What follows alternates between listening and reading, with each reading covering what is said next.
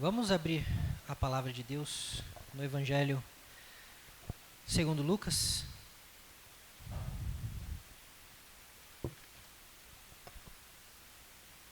Capítulo 10.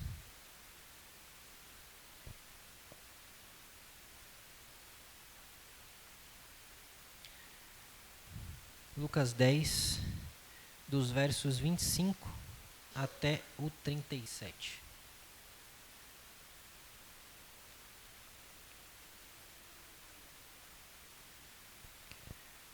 Lucas 10, do 25 ao 37.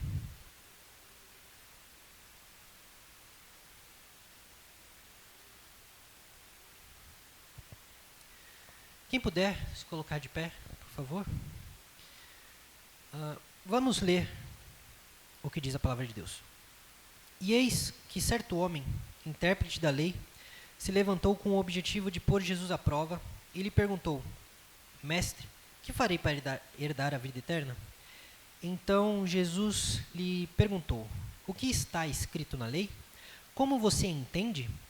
A isso ele respondeu: Ame o Senhor, seu Deus, de todo o seu coração, de toda a sua alma, com todas as suas forças e todo o seu entendimento. E ame o seu próximo como você ama a si mesmo. Então Jesus lhe disse: Você respondeu corretamente. Faça isso e você viverá.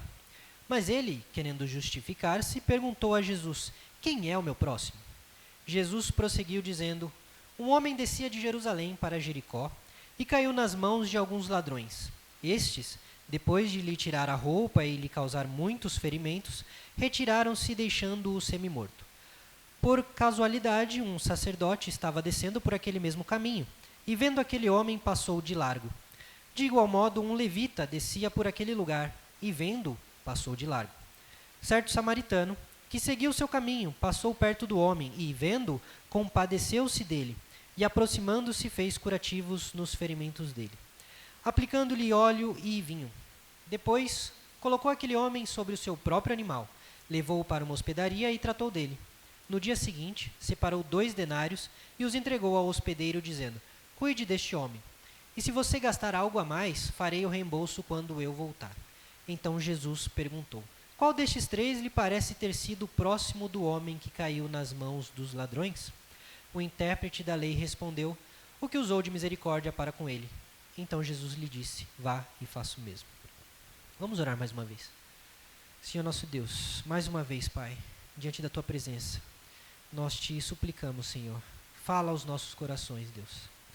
Fala conosco, abre os nossos ouvidos, abre a nossa mente, abre, Senhor, o nosso coração para ouvir, e não apenas ouvir, mas aceitar e absorver a Tua mensagem, Pai, a Tua palavra.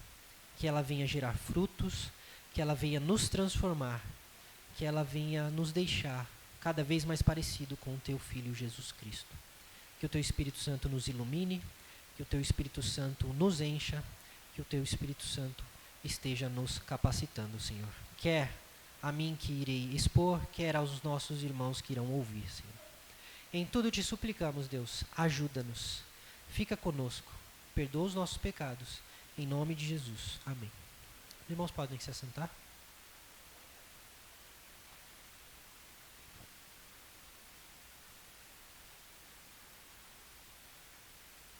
Talvez hoje eu beba água um pouquinho mais do que o normal, tá bom? Bom, no século XVI, havia um jovem brilhante, mas um jovem brilhante desesperado. E ele estava desesperado para responder a exata mesma pergunta que este trecho se preocupa em responder. A mesma pergunta que Jesus se preocupa em responder. Ele queria saber o que ele faria para herdar a vida eterna. Como ele seria salvo. O nome desse jovem, nós falamos dele pelo menos uma vez por ano, era Martinho Lutero. Após uma promessa feita durante uma tempestade, em que ele achou que iria morrer, mas não morreu, Lutero ele abandonou uma carreira promissora como advogado. Ele cursava direito. E assim como nos dias de hoje, mas mais ainda naquela época, essa era uma carreira muito requisitada, de muito prestígio. E ele abandonou tudo isso. Ele foi viver em um convento. E ele estava determinado a cumprir a lei de Deus. Ele estava de todas as formas determinado a conquistar ou a ser digno da salvação. ele chegava a jejuar por dias seguidos, ele chegava a dormir no chão de pedra, sem cobertores durante o inverno, tudo para que a sua carne fosse mortificada.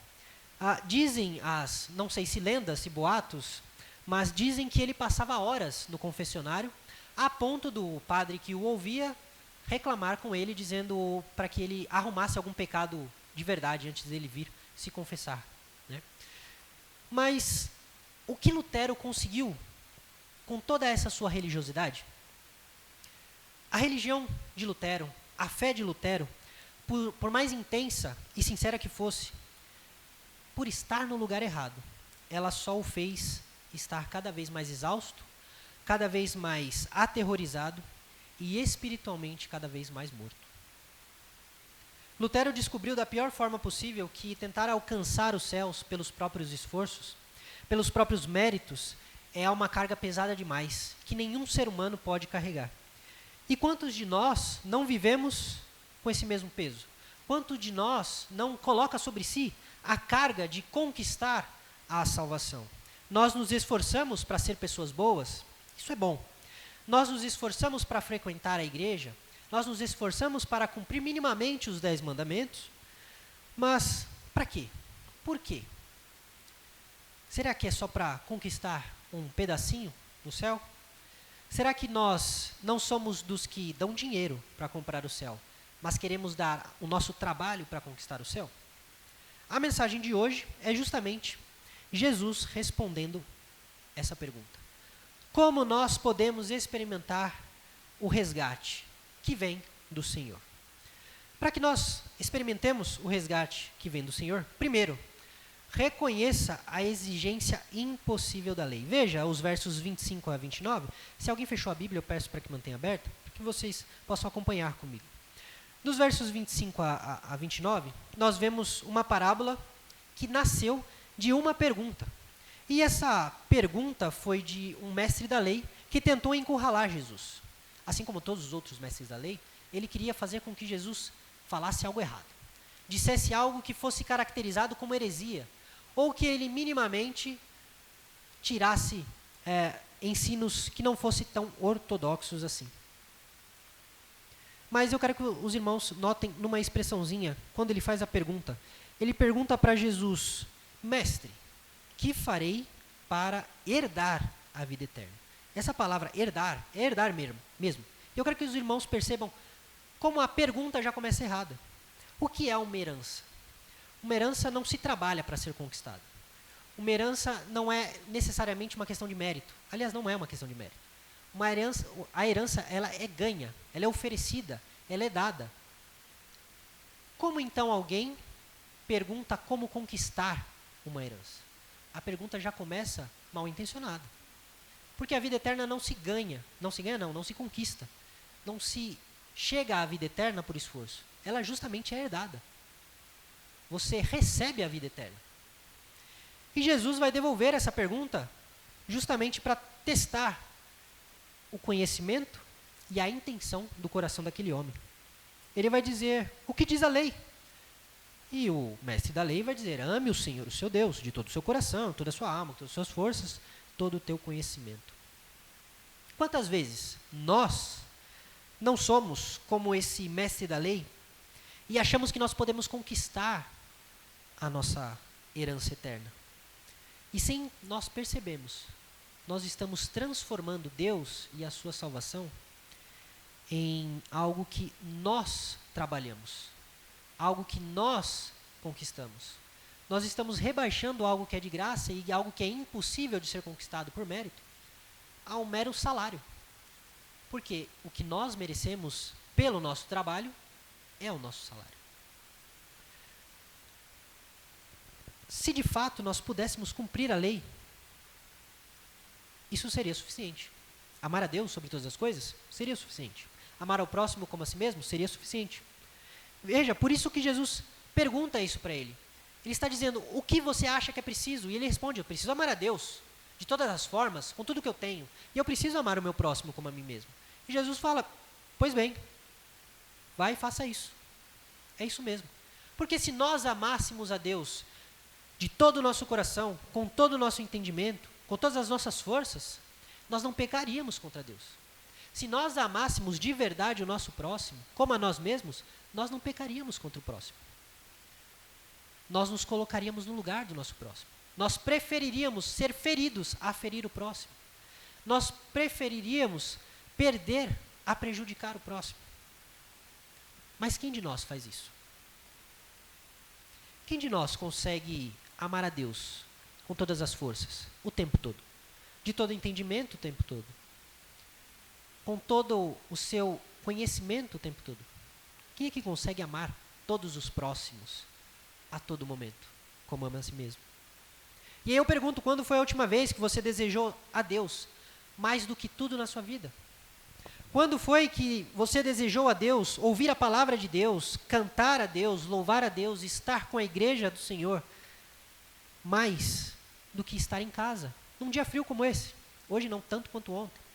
Mas quando foi a última vez que nós preferimos ouvir Deus falar? A estarmos no conforto dos nossos lares, a permanecer debaixo das cobertas, assistindo a nossa série, ou vendo o jogo do nosso time. Quando foi a última vez que nós amamos mais a Deus do que a pessoa que nós mais amamos nessa vida? Pode ser o seu cônjuge, pode ser os seus pais, podem ser os seus irmãos. Quando foi a última vez que o nosso amor por essas pessoas foi menor do que o amor por Deus? E a gente descobre, quando isso aconteceu, quando a nossa prioridade foi Deus. Quando nós, entre escolhermos o ente amado ou a coisa amada, nós escolhemos Deus. Aí nós amamos a Deus mais do que aquilo. Mas toda vez que nós escolhemos a pessoa amada ou a coisa amada, ao invés de escolher tempo com Deus, nós amamos menos a Deus do que aquilo. Então, o padrão apresentado pela lei, ele é apresentado num rigor altíssimo, para que não reste dúvidas de que nenhum de nós pode cumprir. Nenhum de nós pode chegar aonde Deus exige que nós cheguemos. É uma corrida que nós não podemos vencer. Nós não temos como agradar a Deus da forma que Ele merece e da forma que Ele exige ser agradado. Não à toa Jesus disse, faça isso e viverá. Se você amar a Deus dessa forma aqui e amar o seu próximo dessa forma aqui, você vai viver, você vai ter a vida eterna. Mas Ele não é capaz de fazer isso. E a prova de que Ele não é capaz de fazer isso é a pergunta seguinte, mas a gente já chega lá. Quando a lei exige amar a Deus com todo o coração, ela está dizendo que Deus deve ser a sua confiança, mesmo diante de todas as outras confianças que você possa ter. Mesmo diante do seu salário, diante das suas precauções, dos seus planos, Deus deve ser a sua maior confiança. Porque o comportamento religioso, ele é bom, ele nos ensina a como agir com respeito, com solenidade diante de Deus. Mas é só isso. O comportamento religioso por si só, ele não salva ninguém. Quando Jesus confirma o padrão da lei, nós vemos que o homem pergunta, ele faz uma nova pergunta. Quem é o meu próximo? Tá, eu tenho que amar o meu próximo, mas quem é o meu próximo? Por que ele faz essa pergunta? Porque se ele souber quem é o próximo, talvez ele possa fazer uma lista. Ah, esses aqui eu tenho que amar, mas aqueles ali não. Talvez se Jesus falar que o meu próximo são os meus irmãos judeus, então está tudo certo.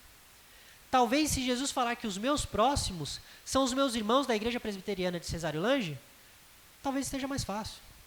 Agora eu não tenho que amar quem não é daqui. Talvez se Jesus falar que o meu próximo são os meus familiares, tudo bem. Se a lista for pequena, aí é mais fácil de cumprir. Se a lista for pequena, eu dou conta. Esse é o pensamento daquele homem. Só que para experimentar o resgate, o verdadeiro resgate do Senhor, além de reconhecer que a lei ela é inatingível, que você não pode atingir a lei, você precisa admitir a falência da sua própria religião humana. E aqui eu não estou falando da religião que Deus instituiu, mas da religião meramente humana.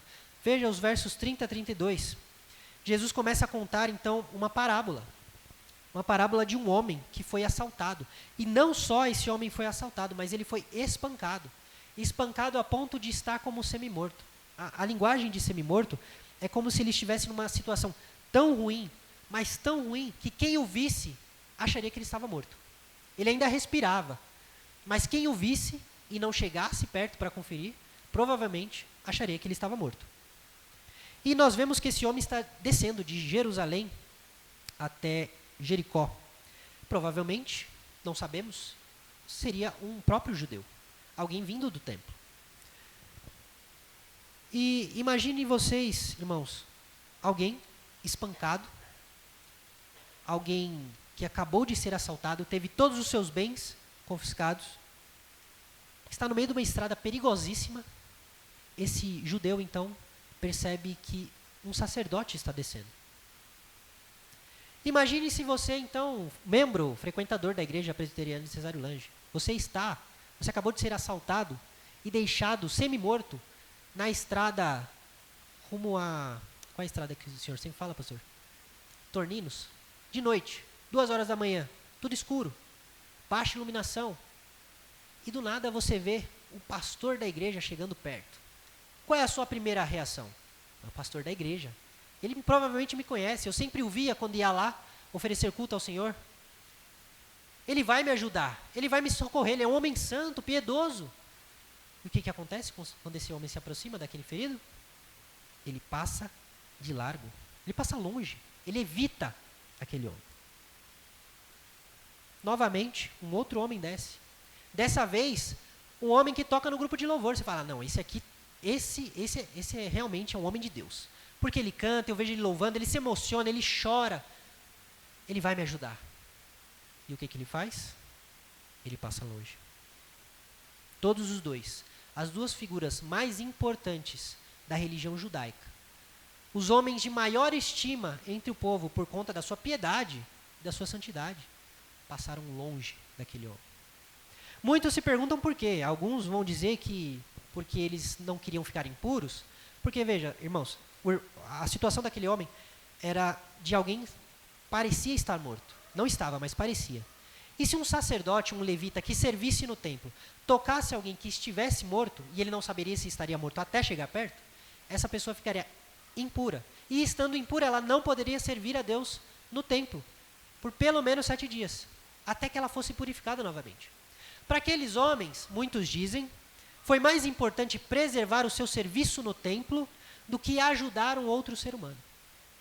Eles preferiram a purificação ou o seu status diante do templo a se sujar e ter que passar a todo esse processo para poder ajudar um semelhante.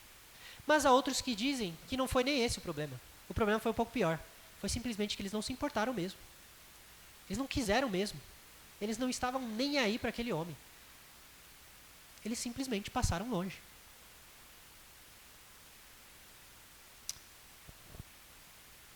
Eles usaram, e esse é o ponto de Jesus. Esses dois homens estavam usando a própria religião, e por isso que eu disse a religião humana, e não a religião que Deus institui. Eles estavam usando a própria religião como desculpa para não amar aquele homem, para não ajudar aquele homem, para não se compadecer daquele homem. Eles preferiram manter as mãos limpas ao ter que se sujar as suas vestes sacerdotais, ao ter que, de alguma forma, ajudar aquele homem e correr o risco de não poder servir no templo por 7 dias. Esse é o problema da religião sem graça. Esse é o problema da espiritualidade sem graça. Aquela espiritualidade que está preocupada apenas com pode, não pode, com faço ou não faço, com estar impecavelmente santo. E essa é uma preocupação boa, mas essa fé está preocupada apenas com isso. Ela não se preocupa com o próximo. Ela não demonstra graça ao próximo. São pessoas frias, são pessoas que estão preocupadas com o seu relacionamento com Deus, e olhe lá. Se o mundo se explodir para ela, está tudo bem, desde que ela permaneça inabalável diante de Deus. Quantas vezes você não agiu como esse sacerdote ou esse levita? Será que foram poucas ou muitas as vezes que você achou que estava justificado diante de Deus por causa da sua conduta, das suas boas obras, mas na verdade você sequer estava amando o próximo? você sequer estava se preocupando com o próximo. Porque de repente o próximo era insignificante. Era alguém que não valia a pena. Era alguém que atrapalha a sua vida, inconveniente. E Deus nos chama justamente para ajudar os necessitados. Ajudar aqueles que precisam. Mas a religiosidade, pela religiosidade, nos torna frios a ponto de desviar o olhar de todo aquele que precisa. Porque nós não somos capazes de suportar a situação do outro, ou a sujeira que o outro parece que vai me causar. Se a frequência na igreja, se o nosso conhecimento teológico, e nós presbiterianos, nós temos a tendência, né, a ir para esse caminho do nosso conhecimento teológico, do quanto nós conhecemos de Bíblia, do quanto nós conhecemos de doutrina. Se tudo isso, se o nosso dízimo, se isso não quebra o nosso orgulho, se conhecer a Deus não quebra o nosso orgulho, se saber quem Deus é não quebra o nosso orgulho, então a nossa religião é vazia. Tiago vai dizer isso. Se o irmão necessitado bate à sua porta e você diz que Deus lhe deu o que você precisa, estou parafraseando, e você não ajuda, mas apenas diz isso, a sua religião é vazia, é vã. Não serve de nada, não serve para nada. Você está vivendo uma mentira, porque a sua religião não serve para o que ela se propõe, que é servir ao próximo, que é ajudar ao próximo. Por isso, não sejamos como esse sacerdote, como esse levita. Não use a igreja como um esconderijo para evitar sujar as suas mãos ao ajudar quem precisa. Não use a sua fé como desculpa para não amar o próximo. Confesse a Deus a sua frieza, confesse a Deus a sua dificuldade de amar ao próximo, porque não é só você que tem essa dificuldade. Eu tenho essa dificuldade, todos nós temos essa dificuldade. Confesse a Deus isso, entregue a Deus isso, admita que você não é capaz de amar o próximo, não todos os próximos. Por isso, se nós percebemos a incapacidade que temos de cumprir a lei e percebemos que a religião humana é incapaz de nos salvar, para que nós possamos experimentar o verdadeiro resgate do Senhor, nós precisamos então descansar na obra do Senhor. Veja os versos 33 a 35. Depois de esperar resgate, socorro do sacerdote e do levita, eis que desce um terceiro homem, e é dito que ele é um samaritano. O samaritano, ele seguiu o seu caminho, e ele não passou longe do homem. O texto diz que ele passou perto do homem, e vendo-o, se compadeceu dele. E ele não só se compadeceu, mas como ele se compadecendo, aproximou e fez curativo nos ferimentos dele. Veja, irmãos. Não sei se todos sabem, creio que, se não todos, a grande maioria, mas os judeus e os samaritanos, eles se odiavam. Mas eles se odiavam, assim, num nível raramente visto. Era um ódio mortal, a ponto de um desejar o extermínio do outro. Esse era tamanho ódio que um sentia pelo outro. Para eles, para os judeus, o samaritano era o pior tipo de pessoa possível. Ele era pior que um cão, que para o judeu era um animal imundo. Ele era pior que um porco. Ele era pior do que qualquer outra coisa. E, segundo Flávio Joséfo, em um dos seus livros, alguns anos antes de Jesus, um grupo de samaritanos havia justamente ofendido os judeus, indo até o pátio do templo e jogando ossos de pessoas mortas no pátio. Se os irmãos leram o Pentateuco, os irmãos vão lembrar que se houvesse contato com pessoas mortas ou com restos mortais, você se tornaria impuro. A mesma coisa aconteceria com o templo para o judeu. Se há restos mortais de quem quer que seja dentro do templo, para eles isso era inadmissível, era um absurdo, era uma profanação do altar do Senhor. Eles estavam colocando algo impuro no lugar onde se fazia os sacrifícios pelos pecados. Então imagine só os ânimos de um judeu e de um samaritano quando eles se encontravam. Um judeu, ele jamais Isso se aquele homem que foi agredido era um judeu, os judeus, ele jamais se permitia ser tocado por um samaritano. E o samaritano jamais quereria tocar um judeu. Eles não se bicavam mesmo. Eles se odiavam. Mas, o que acontece com aquele samaritano? Ele age melhor do que o levita e do que o sacerdote. Veja. Quando o samaritano encontra aquele homem, o que ele faz? Ele faz uma oração? Senhor, tenha misericórdia desse homem. E segue em frente. Provavelmente o levita fez isso. Provavelmente o sacerdote fez isso. Né? Olhou para o homem e falou, coitado, que o Senhor tenha piedade. Passou. E aí ele aliviou a consciência. Orei, fiz uma oração, senti pena, mas corri. Ele jogou pensamentos positivos, vibrações e falou, nossa, coitado, tomara que alguém... Foi isso que ele fez? Não. Ele se aproximou daquele homem. Ele não só se aproximou daquele homem, como ele usou os próprios recursos. Óleo não era barato. Vinho não era barato. Ele usou os próprios recursos para socorrer aquele homem. Sabe-se lá se aquele homem teria mais óleo, teria mais vinho para o restante da sua viagem. Sabe-se lá para que ele iria usar aquilo. Ele não se importou com isso. Ele usou os próprios recursos para curar aquele homem, para socorrer aquele homem. Ele usou o seu meio de transporte e foi andando para poder socorrer aquele homem. E aí eu pergunto para os irmãos, na nossa história, quem foi Jesus? Jesus salva a proporção, acho que é isso que fala, né? Salva a proporção, na comparação. Jesus, ele foi rejeitado, assim como os samaritanos foram rejeitados pelos judeus. Só que os samaritanos davam motivo, Jesus não deu motivo. Jesus foi visto como um feiticeiro pelos judeus. Tem rabino, até hoje, espalhando essa mentira. Jesus foi um bruxo, foi um feiticeiro, um mentiroso. Não sou eu que estou falando, tá? Isso é o rabino que diz isso. E ele foi rejeitado pelo povo. A ponto do povo querer matá-lo. Mais de uma vez. Mas esse judeu rejeitado, esse homem rejeitado, que não fez nada para que fosse rejeitado, foi justamente o homem que se aproximou de nós. Quando nós não estávamos semi-mortos, nós estávamos mortos.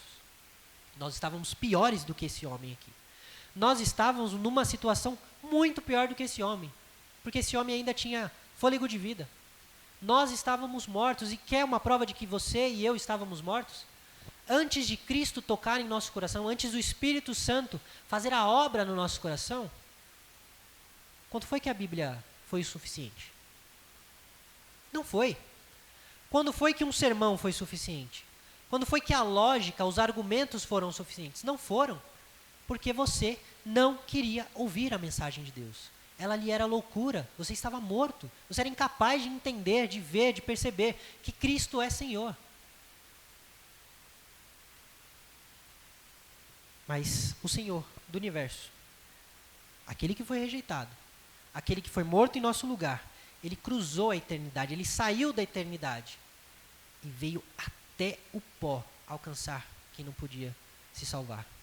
Quem estava no meio da estrada, morto, incapaz de seguir a jornada. Foi esse Deus, esse homem que desceu, se encarnou, morreu no nosso lugar para nos resgatar. Nós que não tínhamos mérito nenhum. Ele que foi rejeitado. Não se importou em ser rejeitado, sendo Deus da glória, para nos salvar. Aquele que nós desprezamos, cada vez que nós escolhemos o pecado, foi o único que pagou o preço, que nenhum de nós podia pagar, para que nós fôssemos salvos. Aquele que foi rejeitado por mim e por você, foi justamente esse, que deu a vida. E não foi dar a vida assim, morri. Ele deu a vida, torturado, e passou horas em agonia e sofrimento, para que nós tivéssemos vida. Por isso não importa se você pecou depois de conhecer Jesus, não importa se há pecados que você luta até hoje. Jesus não pagou por um pecado no passado. A obra de Cristo não foi meramente pontual. Se Ele te salvou, Ele te salvou. Ele perdoou todos os seus pecados. Isso não significa que nós pecamos de consciência limpa, mas significa que toda vez que nós pecarmos, nós podemos nos chegar a Cristo, confiantes de que Ele ouve o nosso arrependimento, porque Ele já nos perdoou. Por isso, não deixe o pecado te afastar de Cristo. Não deixe o pecado criar barreira entre você e Cristo. Porque Ele não é barreira. Se Cristo te perdoou, Ele te perdoou de todos os seus pecados. Eu sei que a consciência pesa. Eu sei que o coração se entristece. Eu sei que muitas vezes a gente ouve aquela voz, né? Ah, você não merece outro perdão. Para que você vai orar agora? Agora? Espera pelo menos uma hora para orar. Você vai ter a cara de pau de aparecer diante de Deus. Agora que você acabou de pecar? Não ouça isso. Porque o Deus a quem você desprezou quando pecou é o mesmo Deus que está disposto a perdoar a sua transgressão, se você de fato se arrepender e buscar nele o perdão. Foi esse mesmo Deus que disse para os seus apóstolos, não se referindo apenas a eles, mas a todos nós, que as portas do inferno não prevaleceriam. As portas do inferno não são capazes de nos separar do amor de Deus. Lembra-se do nosso estudo em Romanos? Será anjos, será potestade, será principados, será altura, profundidade, morte? Será que tem alguma coisa capaz de separar os filhos de Deus do amor de Deus? Paulo vai dizer não. Não há nada capaz de nos separar do amor de Cristo Jesus. Nada. Por isso, não tente ser separado do amor de Cristo. Não ache que seu pecado pode fazer isso. Se arrependa diante de Deus. Peça perdão diante de Deus. E creia que Ele te perdoou. Você não precisa se sentir perdoado. Nosso maior erro é esse, né? Eu não estou me sentindo perdoado ainda. Não é você quem decide se o seu perdão é real ou não. É Deus. Você precisa confiar. Confiar é isso. O que te resta é confiar. Confie que Deus perdoa os seus pecados. Amar o próximo, que é a atitude que esse samaritano teve, não é simplesmente enviar um emoji de coração no WhatsApp e dizer, tá tudo bem, estou aqui se precisar. E aí quando precisa, a pessoa vê que não está tanto assim. Não é simplesmente dar 3 tapinhas nas costas e falar, oi, como vai você? Amar custa caro. Eu sei porque eu não consigo amar direito. Nem todo mundo e nem sempre. Amar custa caro. E que luta é amar? A gente já não consegue amar do jeito que deveria os nossos mais próximos de nós. Quem são mais próximos de nós. É difícil. Muitas vezes é difícil. Assim como é difícil para eles nos amar. Mas, apesar de custar caro, apesar de ser difícil, nós somos chamados a fazer isso. A amar. Primeiramente a Deus. De todo o nosso coração, com toda a nossa força, de todo o nosso conhecimento, nosso entendimento, com tudo que nós somos, mas também ao nosso próximo, como amamos nós mesmos. Amar ao próximo é abrir mão do seu dinheiro para ajudar algum irmão que está em necessidade. Amar ao próximo é gastar o seu tempo, que às vezes é tão escasso, para estar com alguém que precisa da sua ajuda. Às vezes ela só precisa te ouvir. Às vezes ela só precisa da sua companhia. E às vezes a gente não tem tempo nem para isso. Mas amar é isso. É abrir mão do conforto para estar junto com quem precisa. E é difícil isso, irmãos. É muito difícil. Às vezes é suportar com paciência um irmão que é difícil, um irmão que é inconveniente. O irmão, sabe aquele irmão que só fala abobrinha? Você fala, ih, esse aí de novo. É difícil. Mas é preciso. A compaixão que Jesus exige não é só um sentimento bonito, é uma ação. Ela envolve agir, fazer e acontecer. O amor envolve não apenas sentir, mas o envolve fazer também. Por isso, para que nós possamos experimentar o verdadeiro resgate do Senhor, nós também precisamos amar com a força de um coração resgatado. Veja os versos 36 a 37.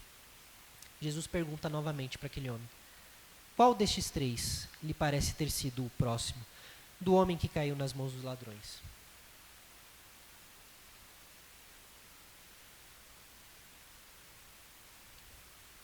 Ele responde o que usou de misericórdia. É isso mesmo. Jesus então lhe responde: vai e faça o mesmo. Tendo recebido a misericórdia de Cristo, como eu disse, somos chamados a estender essa mesma misericórdia de forma prática aos feridos ao nosso redor, aos necessitados, de toda forma. Agora, note que Jesus não está mais respondendo o que deve ser feito para herdar a vida eterna. Porque a gente pode ser tentado a pensar nisso. Então quer dizer que se eu ajudar o meu próximo, eu herdo a vida eterna. Então a vida eterna é conquistada por boas ações, por ONGs, por coisas que eu faço pelo outro. Não é isso. Jesus já respondeu essa pergunta. A pergunta para como herdar a vida eterna é o quê? Amar a Deus sobre todas as coisas e o próximo como a si mesmo. Conseguimos? Não. Então como é que eu herdo a vida eterna? Preciso de graça. Ele já respondeu essa pergunta. Agora ele está perguntando, está respondendo o quê? Quem é o meu próximo? É isso que ele está dizendo. Então, não cabe a nós perguntar quem é o nosso próximo. A lição é essa. Não interessa quem é o seu próximo. Interessa que você seja o próximo de quem quer que precise de você. Jesus está chamando esse homem a ser o próximo e não a esperar o próximo e ver no outro próximo. E agora, olhe mais uma vez a resposta do mestre da lei. Quem é o próximo? Ele responde o quê? Aquele que usou de misericórdia. Vocês conseguem perceber que ele é incapaz de dizer o samaritano? Ele é incapaz de dizer: o meu próximo é o samaritano. O meu próximo é o fulano que eu odeio. Não, é aquele que usou de misericórdia. Porque ele ainda não entendeu. Ele ainda é incapaz. Ele ainda não consegue dizer que o próximo dele é um samaritano. Irmãos, mais uma vez, quantas vezes nós fizemos a mesma coisa? Quantas vezes nós nos contentamos e permanecer no conforto, na zona de conforto, selecionando quem são os meus próximos? Eu abro uma lista de contatos do WhatsApp. Eu falo: esse aqui é meu próximo, esse aqui não. Esse aqui é bem longe, bem distante. Esse aqui está pertinho, mas ainda não é. Quantas vezes nós fazemos isso? Quantas vezes nós vamos selecionando quem merece a nossa bondade, o nosso esforço, o nosso tempo? Quantas vezes nós somos juízes a ponto de dizer quem merece a nossa graça? Nós criamos barreiras, nós temos desprezo, nós temos tudo aquilo que nós não deveríamos ter. Nós colocamos diante das pessoas, como se as pessoas precisassem merecer o nosso amor, precisassem merecer que nós fizéssemos algo por elas. Ter sido salvo pela graça e permanecer indiferente à dor do próximo é provar que a nossa religião, como eu disse lá no começo, a nossa religião é falsa. Não é a Deus que nós amamos, não é a Deus que nós servimos. Nós servimos a nós. Por quê? Porque é quando nós decidimos que nós amamos. É quando nós queremos que nós amamos. É quando faz sentido para nós que nós amamos. Não é quando Deus está ordenando. Que é em todos os momentos. Por isso que Cristo diz hoje, para cada um de nós: vá e faça o mesmo. Seja você o próximo, não espere o outro ser o próximo. Seja você o próximo de todos aqueles que precisem. Pare de só retribuir favor. Eu vou fazer isso aqui porque eu estou devendo para ele. Porque ele fez isso para mim e eu preciso. Não, pague as suas dívidas. Mas não faça só isso. Haja por graça, por amor. Nós não ajudamos os necessitados porque nós somos pessoas superiores, porque nós somos pessoas melhores, porque nós somos bonzinhos ou porque os outros merecem. Nós fazemos isso porque nós reconhecemos que um dia nós precisávamos do amor. Nós precisávamos do amor de Deus. Nós precisávamos ser perdoados, sermos socorridos, sermos curados. E Deus nos curou. Jesus, não à toa, disse: se perdoares os pecados uns dos outros, então seu Pai, que está nos céus, perdoará os seus pecados. Mas se não perdoarem os pecados uns dos outros, então seu Pai, que está no céu, não perdoará os seus pecados. Significa que o céu se abre por mérito de perdão? Não, significa que o seu perdão evidencia a sua salvação. É simples assim. Para concluir, irmãos, nessa parábola, Jesus, ele inverte toda a lógica, tudo que aquilo que nós pensamos ser lógico, ele inverte isso e nos confronta com o que de fato ele quer que nós façamos. Nós começamos vendo que Lutero, ele ia por esse caminho, ele queria ser justificado pelas suas ações, mas ele percebeu que ele não podia fazer isso. Ele era incapaz de fazer isso. Ele ia morrer antes de conseguir ser justificado. E a verdade do Evangelho é que justamente quando nós percebemos a nossa incapacidade de nos salvar, Deus aparece como sendo o Salvador. Na figura do seu Filho Jesus Cristo, nós temos o Deus Filho ali como nosso Salvador, aquele que pode mudar a nossa situação, aquele que pode de fato mudar a nossa situação diante de Deus, nos resgatar diante de Deus. Porque Cristo não passou longe de mim, não passou longe de vocês. Cristo passou perto, tão perto que ele nos segurou pela mão e nos levantou, para que nós andássemos em direção ao Pai, junto dele. Foi porque Cristo fez isso por nós, que nós hoje podemos andar em direção a Deus. E é apenas por causa dessa graça de Cristo, que hoje, nós com o coração curado, podemos nos levantar e amar ao nosso próximo. Não temos força para amar o nosso próximo, segundo o nosso coração. Nós não vamos conseguir, não vamos mesmo. E aí, se nós achamos difícil amar quem nos ofende, ou se a gente se sente desanimado quando pessoas não retribuem o nosso carinho, a nossa atenção, o nosso amor, precisamos lembrar, Cristo não nos amou porque éramos amáveis, ou porque nós retribuímos o amor dele. Ele gastou a vida dele, ele deu a vida dele, quando nós éramos inimigos, quando nós odiávamos a Deus. Portanto, pare de tentar ser o seu próprio Salvador e pare de tentar descobrir o que da lei você precisa fazer, ou você consegue fazer, para ser salvo. Olhe para Cristo, o seu Salvador. Olhe para Cristo, que te resgatou.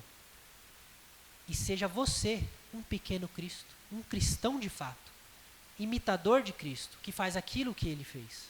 Ainda que de forma pequena, ainda que de forma imperfeita, seja você alguém que replica o comportamento de Cristo e que perdoa, e que ama, e que cura ou se importa em curar, em oferecer ajuda àqueles que estão feridos.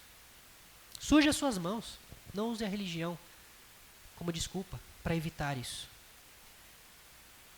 Suje a sua mão, porque você não pode alcançar os céus pelas suas forças, mas o céu pode descer até você e te alcançar, para que você possa então viver uma vida de um salvo verdadeiro diante de Cristo. Amém.